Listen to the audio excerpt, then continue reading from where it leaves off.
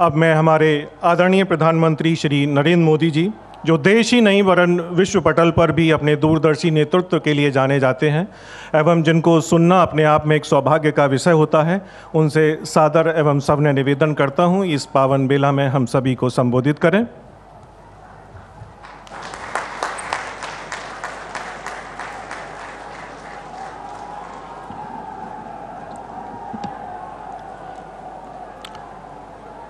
तारकेश्वर महादेव की जय।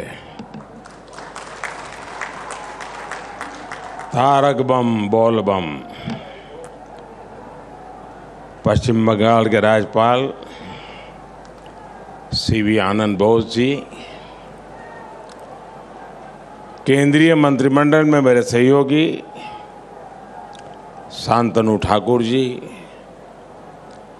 पश्चिम बंगाल विधानसभा में नेता विपक्ष शुभेंदु अधिकारी जी, सांसद अपरूपा पोद्दार जी, सुकांता मजूमदार जी, सौमित्र खान जी, अन्य महानुभाव, देवी और सज्जनों,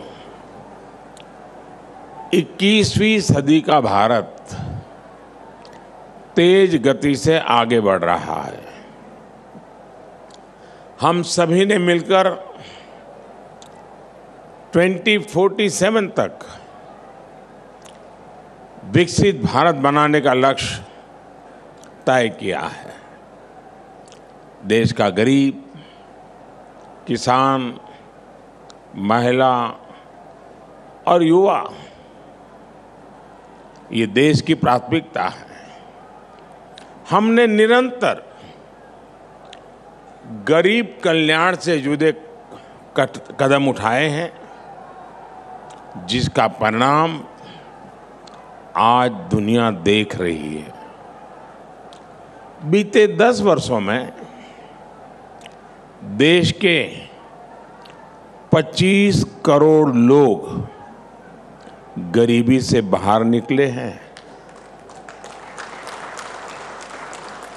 ये दिखाता है कि हमारी सरकार की दिशा सही है, नीतियां सही है, निर्णय सही है और उसका मूल कारण नीयत सही है। साथियों, आज यहां पश्चिम बंगाल के विकास के लिए 7,000 करोड़ रुपए से ज्यादा के प्रोजेक्ट, उसका उद्घाटन और शिलान्यास हुआ है। इनमें रेल, पोर्ट, पेट्रोलियम और जल शक्ति से जुड़ी परियोजनाएं शामिल है। हमारा प्रयास है कि पश्चिम बंगाल में रेलवे का आधुनिकीकरण उसी रफ्तार से हो जैसे देश के दूसरे हिस्सों में हो रहा है। आज जिन परियोजनाओं का लोकार्पण हुआ है उनमें जाड़ग्राम सलगाजरी तीसरी लाइन से रेल परिवहन और बेहतर होगा। इससे क्षेत्र के उद्योगों और पर्यटन को बढ़ावा मिलेगा। सौंडलिया, चंपापुकुर और डानकुनी भट्टनगर बाल्टीकुटी रेल रूट, इस पर दोहरीकरण भी किया गया है। इससे उस रूट पर ट्रेनों की आवाजाही बेहतर होगी। भविष्य की जरूरतों को ध्यान में रखकर श्यामा प्रसाद मुखर्जी पोर्ट और इससे जुड़ी 3 और योजनाओं का विस्तार किया जा रहा है। इस पर भी केंद्र सरकार 1,000 करोड़ रुपए से ज्यादा खर्च करने जा रही है। साथियों, भारत ने दुनिया को दिखाया कि पर्यावरण के साथ तालमेल बिठाकर विकास कैसे किया जा सकता है। हल्दिया से बरौनी तक 500 किलोमीटर से ज्यादा लंबी क्रूड ऑयल की पाइपलाइन इसका उदाहरण है।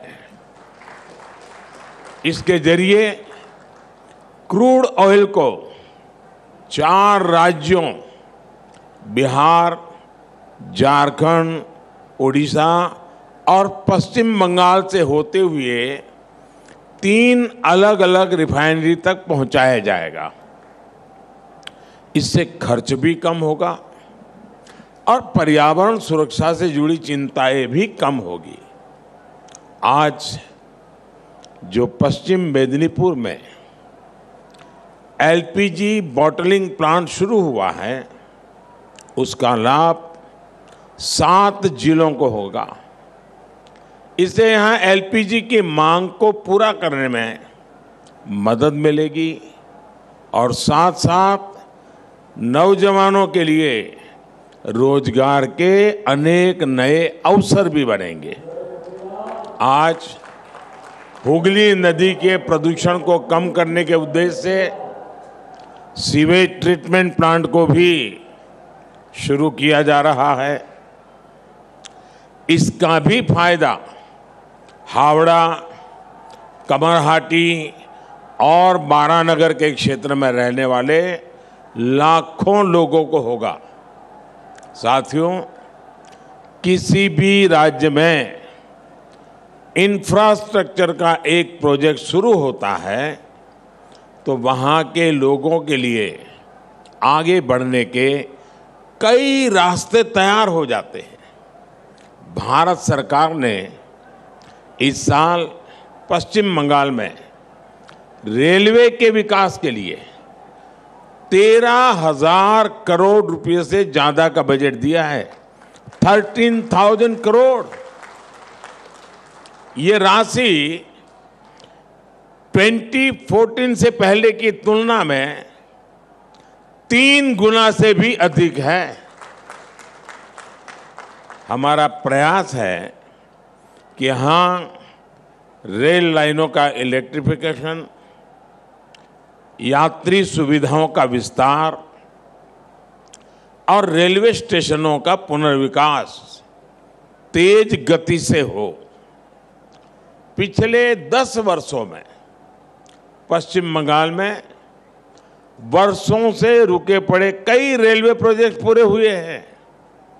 10 साल में बंगाल के 3,000 किलोमीटर से ज्यादा रेलवे ट्रैक का इलेक्ट्रिफिकेशन किया गया है। अमृत भारत स्टेशन योजना के तहत पश्चिम बंगाल के करीब करीब 100 रेलवे स्टेशन, आप कल्पना कीजिए, एक साथ 100 रेलवे स्टेशन का पुनर्विकास किया जा रहा है। तारकेश्वर रेलवे स्टेशन को भी अमृत स्टेशन के रूप में विकसित किया गया है। पिछले 10 वर्षों में पश्चिम बंगाल में 150 से ज्यादा नई ट्रेन सेवाएं शुरू की गई है। 5 नई वंदे भारत एक्सप्रेस बंगाल के लोगों को रेल यात्रा का बिल्कुल नया अनुभव करा रही है। साथियों, मुझे विश्वास है कि पश्चिम बंगाल के लोगों के सहयोग से हम विकसित भारत का संकल्प भी पूरा करेंगे। एक बार फिर बंगाल के लोगों को आज की परियोजनाओं के लिए मैं बहुत बहुत बधाई देता हूं। ये सरकारी कार्यक्रम अब यहाँ समाप्त होगा और मैं 10 मिनट के भीतर भीतर खुले मैदान में जा रहा हूं।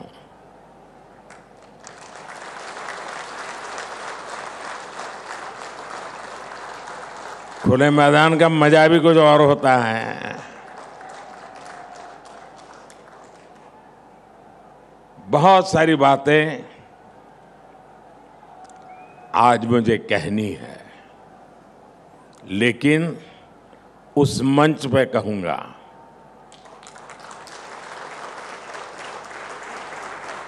लेकिन विकास की इन सारी योजनाओं के लिए आपको बहुत बहुत धन्यवाद देता हूं। और बाहर बहुत लोग इंतजार कर रहे हैं। मैं आपसे विदाई लेता हूं। नमस्कार।